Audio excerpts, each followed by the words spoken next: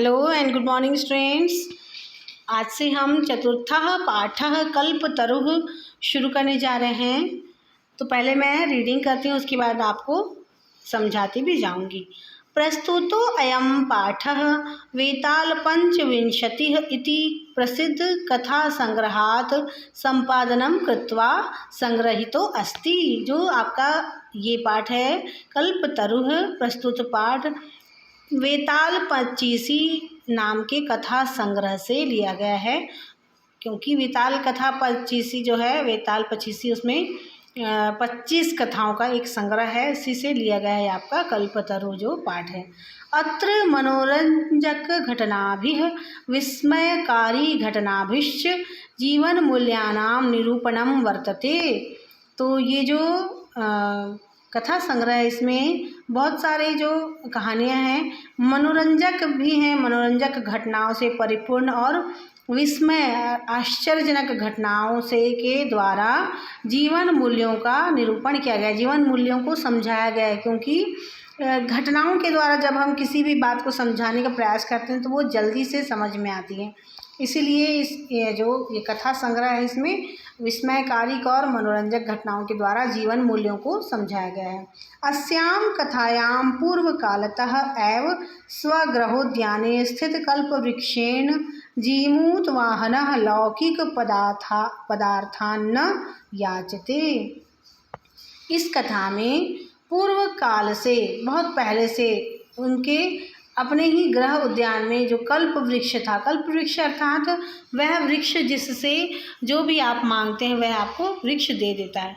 तो जीमूतवाहन नाम का एक जो राजा थे, जो राजकुमार थे, उन्होंने लौकिक पदार्थ उन्होंने नहीं मांगा, जबकि वो कल्प वृक्ष था, उनको जो मांगते वो मिल जाता। परंतु उन्होंने लौकिक अर्थात सांसारिक धन वैभव और सांसारिक सुख ये नहीं मांगा उन्होंने, अपितु सह सांसारिक प्राणिनाम दुखानि अपाकरणाय वरम याचते। बल्कि उन्होंने संसार के सभी प्राणियों के दुख का निवारण मांगा। उन्होंने ऐसा वर मांगा जिसे कि सारे जो सांसारिक प्राणी हैं उनके दुख का निवारण हो गया।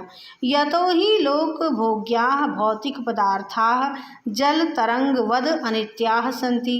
उनके अनुसार इस संसार में जो भी सांसारिक वस्तुएं हैं, हमारा शरीर है, धन है, वैभव, भौतिक पदार्थ हैं, ये सारे ये पानी के बुलबुले के समान ही ये तुरंत नष्ट हो जाते, बहुत कम समय के लिए ही ये हमको मिलते हैं।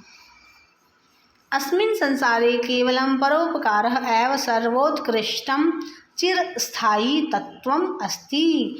और उनके अनुसार इस संसार में केवल परोपकार ही एक ऐसी बात है जो सर्वोत्कृष्ट है, सबसे ऊपर है, धन वैभव और इस तरह से सबसे ऊपर है, जो कि चिरस्थायी रहती है। इस संसार में कभी भी वह नष्ट नहीं होती। जो परोपकारी रूपी जो हमारा जो कार्य है, परोपकार जो है, वह कभी भी नष्ट नहीं होता।